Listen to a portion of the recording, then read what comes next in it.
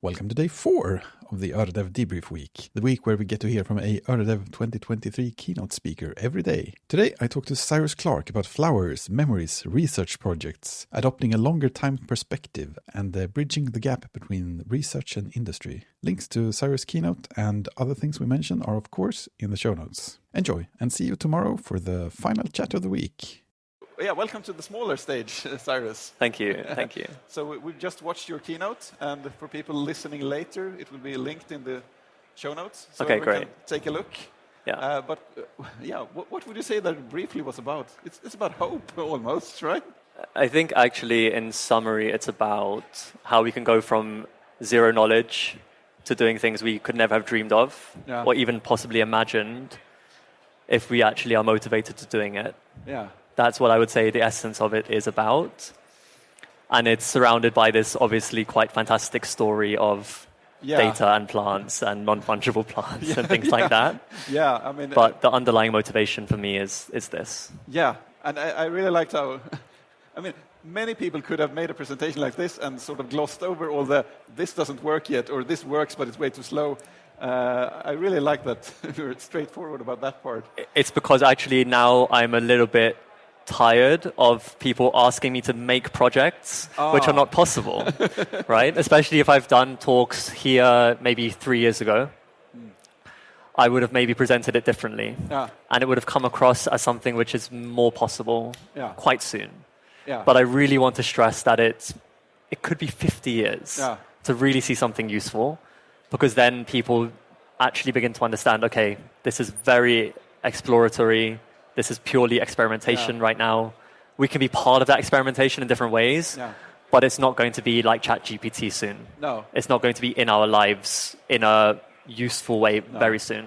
And it feels like something that's really needed as well, because I've been talking to other people about how many of those, especially tech, I guess, hypes nowadays feel like they want to be here right now, and they want to insist that they're useful immediately, and often they're not, and often they pass by pretty quickly, and they have some kind of lack of imagination because they're so rushed to be useful now. So I mean, this kind of idea, in that way, feels very much like something that's needed, sort of a slightly different way of thinking about it.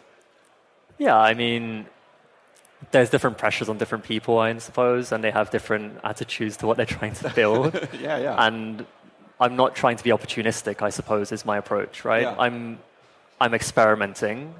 I'm not looking to try to make money or launch a technology to get users. It's not really the goal. The goal is to basically outline a vision. And honestly, today I feel like platforms, products, protocols, and services are the things that actually control vision more than anything else. We were talking about this yesterday, I think, with a few people, about how in the past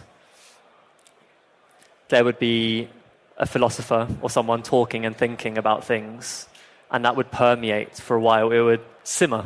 We would have time to absorb it. And then someone would make something that would kind of be based on that philosophy, and then it would exist. But now the time span between the two things is nothing, because the people who are making the technology also think that they are somehow philosophers or visionaries, right? And the philosophers and the people studying humanities don't like the people often who are making it. I mean, there are exceptions. I'm generalizing. Sure. But that's the kind of moment we seem to be in. And for a long time, I've been more in the theory side of things, but I realized, well, that's not going to really affect people because they are not going to hold that theory in their hand until it is in their hand. Right? I mean, it's a very interesting gap to try and bridge, and it feels like it can, when you hit it the right balance, it can make a pretty big difference. Because it's one thing, like I said, to have just a wild theoretical idea somewhere, and one thing to just be building on the next little technical thing that's possible right now. And there's I guess what I'm wondering is how you start, or how you think about approaching the gap or something like that. But that's the space that to me is interesting, right? Yeah, exactly. And that's where I really want, I would love to see more happening at that connection, where it's not just more of the same. It's not just people rushing to the next hype or next gold rush. And it's not just theorists being stuck over here and nothing happening because it's just theory. It's like really that nice melting pot. And actually, it seems like the direction of travel is the other way. Yeah. And I spend a lot of time on the internet, as many people do. As one does. As one does, right? And the people I see who are builders and founders, they don't really like the people who are theorists. Yeah. They celebrate the fact that STEM is going off exponentially and humanities is declining also exponentially. Yeah. And they don't see the interest in these worlds meeting together. No. But in terms of your question, though, in terms of how you bring these things together, honestly, I think it's through examples. Yeah. I think it's just through people like me trying to do things. Yeah.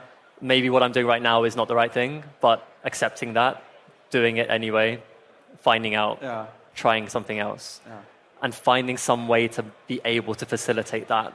I think that's super crucial. And it kind of exists already. I mean, academia and scientists are doing this work, but there is it's very difficult for them to get things out into the open that don't just get consumed by some other kind of like money issue. Yeah. So there's opportunities there, but I think it's honestly a mindset shift, a value shift. It's not so much anything to do with the technology or the theory in itself. It's about the people. Yeah. So you came from the theory side, so to speak, in this, or how did you go about it, sort of? Twisty turny. That's the way things actually happen in real life. No, I started in very boring corporate stuff with no direction or purpose at all. Working in digital innovation and transformation, kept changing. Yeah. And then it just felt, as I kind of described, it just felt that this is very limited, and there was no particular reason for me to feel that. It's not like I came from a family of science fiction writers or something. No. It just happened for me. I just felt it. Yeah, and you said something like, I got tired of these 18-month cycles. I mean, that's also that's on a basic level very boring. Yeah. But I feel like everyone would be able to empathize with that. Yeah. But my experience was actually a bit more deep. Yeah. I had a bit more of a deep reflection and awakening that made me feel I should be doing something more. Yeah. And exploring just wider. Yeah. And I was just struck by the thought that for many people in tech, 18 months, that's not short. that's so long. And I think that says something about how we are, I guess, almost constraining our own thinking, because we're agile, so we don't think that far in advance. So we never lift our gaze and look up from the immediate stuff. Yeah. And I guess that's another gap to bridge, or worth bridging, I think. Yeah, I mean, the work I was involved with was less about building. It was in those days, it was more about anticipating what's next and setting things up for then things to be built. Yeah. That was the role. But when I'm in execution mode, then I'm focused on the here and now, like everyone else is. But it's more in the conceptual phase of things, like when we're thinking about what we should be doing, or if we should be doing it at all. That part is where I'm really thinking we need to be thinking more expansively. Yeah. When we get to the application of things, be it. I mean, you have to do your thing. To actually build something. Yeah, do it. Don't getting lost in your thoughts and a convoluted process is definitely not good then. Yeah. Then we need to execute. Yeah, right. But maybe some kind of, what do you say? Shift in phases or something like that? Shift in phases. Yeah. It's a different process. Yeah. It's just allowing that initial process to be more expansive, less constrained by what we think reality is. Yeah. Reality is there. We have reality. There are physical things that govern us. I get that. But there are other things which do not govern us, and that they're not permanent. They're not inevitable. They can be shifted, but it's a question of time and effort and perseverance and critical mass and those things. So it's just about changing that mindset, because when I was working in the companies, it's this idea of inevitable. It's like, okay, we're building this now, and in 3 years it's going to be this plus. That's it. It's not. It will be that. It's not going to be a complete linear, not a complete shift in a parallel direction, or something like that. Yeah. So the examples of the projects you mentioned in the keynote, how How long were the respective phases in those? Pretty long. Yeah, pretty long. I mean, the flower shop the idea of the flower shop came quite late. Yeah. Obviously, the initial idea was data storage, plants, as you do. And after going through all this theory and talking with scientists, that took about 5 months just to go through that. And then conceiving of a flower shop, setting everything up, making that experience, that took another 2 months. So that was about a 7-month project. And that was just a fun kind of art project, if you will. You know, like on one hand a performance, on one hand an exhibition or an installation or something like that. But it took a long time to plan and put together because I wanted to make it real. Yeah. I don't like these kind of projects which are obviously false. Like their science is not well thought out. Like even me as a non-expert or a non-scientist, I can see that this is not based on reality. It's not based on real science. It's gimmicky. Yeah. And that's why it worked so well. Yeah. Because people came there and they saw that this was real. Yeah. It was because it was. I mean, it was based on real things. You could touch it, literally, everything. And that to me is very important. So then when we moved on to the next thing, Data Garden, that took even longer. Data Garden took about 6 or 7 months just in terms of getting grants and people I mean, that's the other thing. Like, how do I live from this, right? We could talk about that afterwards. But getting grants, getting people interested, having someone like South by Southwest invite us to go there, having a space in Austin, Texas to build this thing, getting Jeff in America to work with us, synthesizing DNA. I mean, so much stuff. The plants, growing plants, and more than 18 months in total, I'd say. And all those things they just become more demanding the more real they become as well. So it's not like you're making it easy, but that's part of the point as well. Yeah, I mean, it's interesting as well because the more, maybe with non-exploratory technology, you don't have that problem, right? That you get into it, you can use it, and you're solving problems. Yeah. With this, it's like the opposite. You almost think it's going to be easier, and then it's much harder, and then you get to there, or here, let's say, and then it's again much harder, and so on and so forth. So you get somewhere. So that's why after Data Garden, I was thinking for quite a while to be able to go quite fast in terms of the technology, but it became super apparent that this was impossible. And that's why I've kind of shifted attention to something very, very simple, like this non-fungible plant, like one plant, one piece of data. It's very manageable. I can actually produce this with current technology.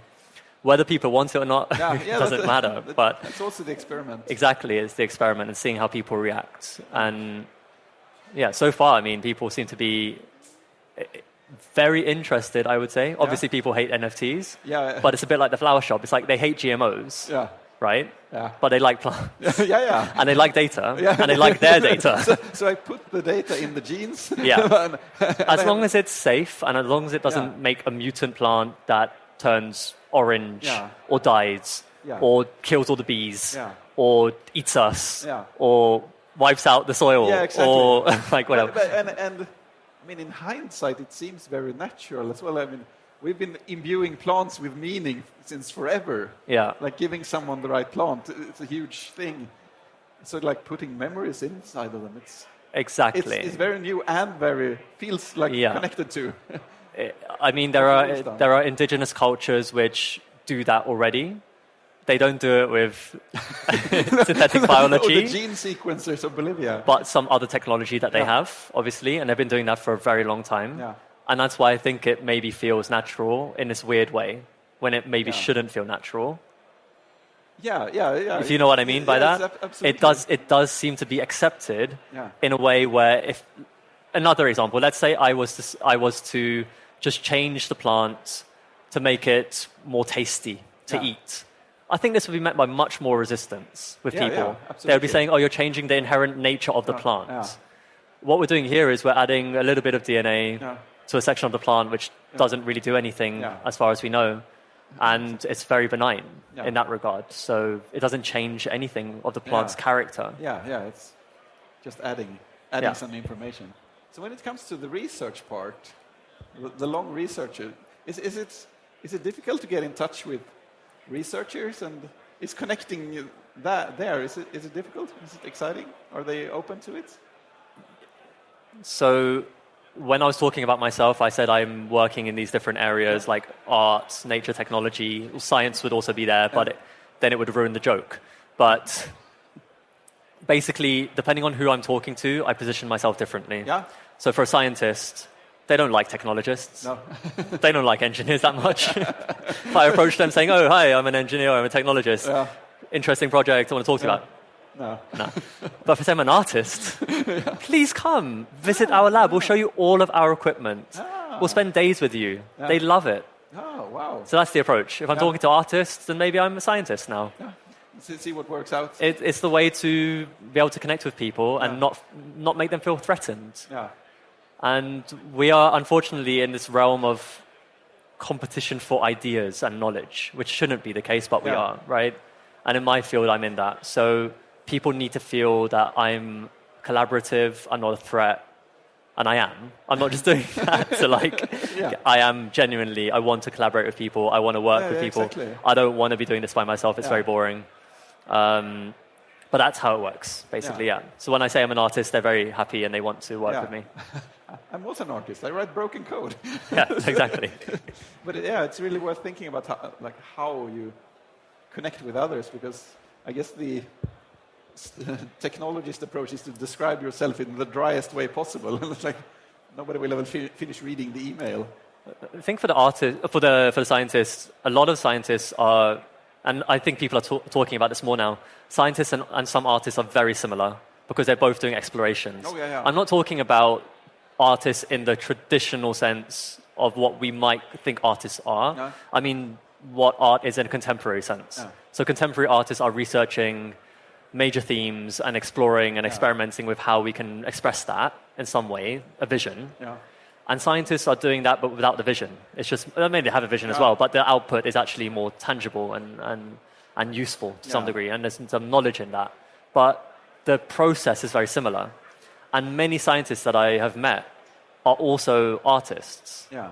Like literally on one side, like they might play music or something. They're very creative people on one side, but also in their actual approach. Yeah. And then other scientists are engineers.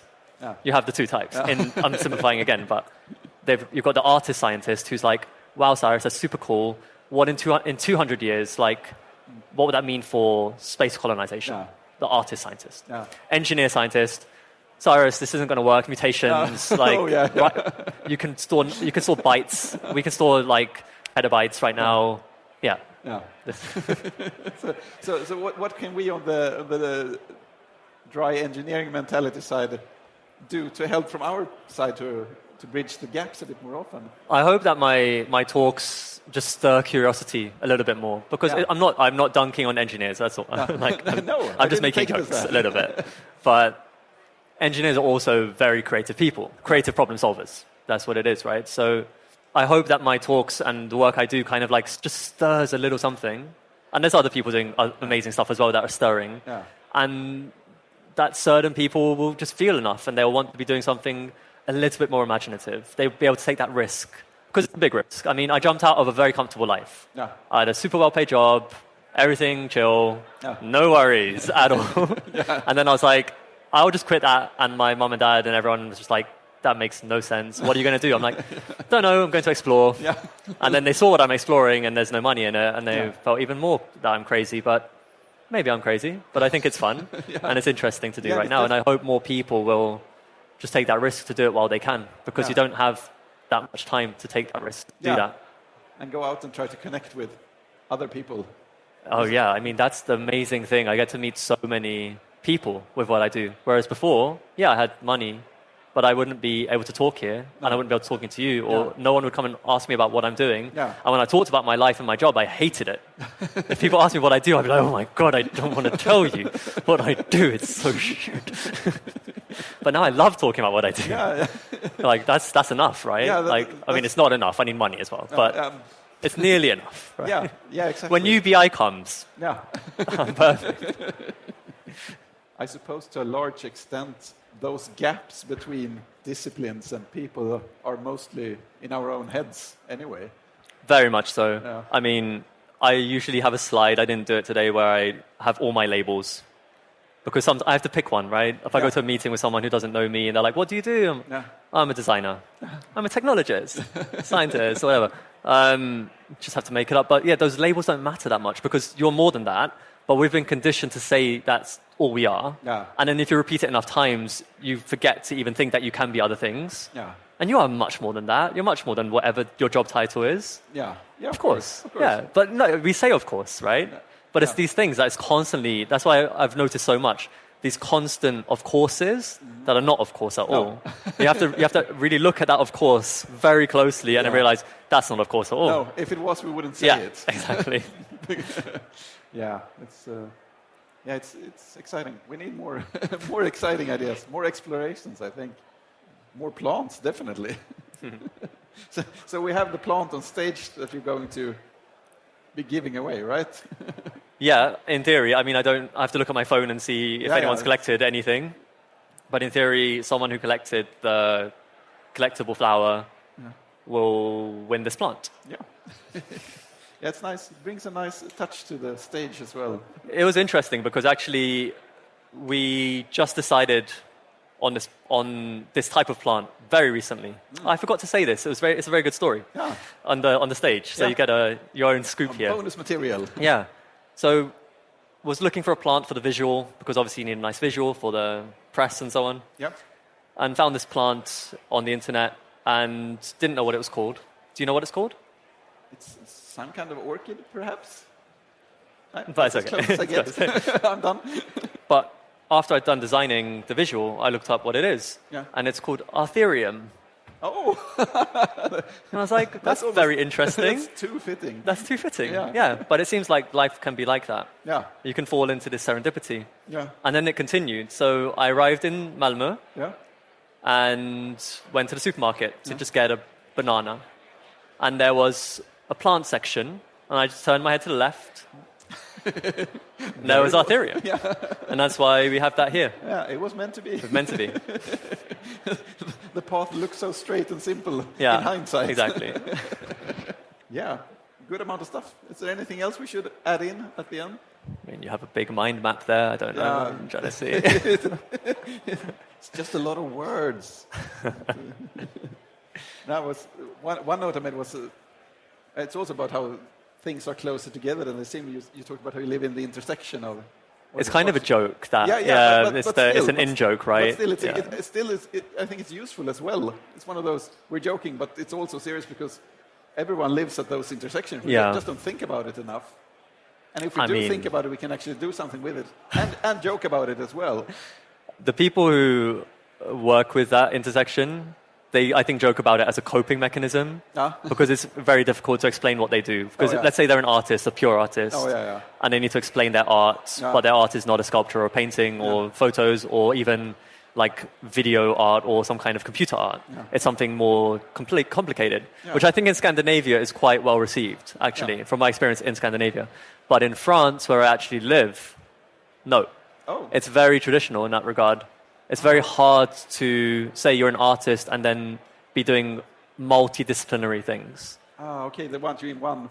They really want you as one. If I say I'm a designer, then they're making chairs or designing clothes. Yeah. You're not a thinker. You get to pick one or three things. Exactly. So it can kind of be a coping mechanism, but it is also a way to describe it in the inner circle about which intersection you are at. Are you at art and technology or art and science or all those things? Is nature in the loop? Nobody's exactly in the middle. Yeah.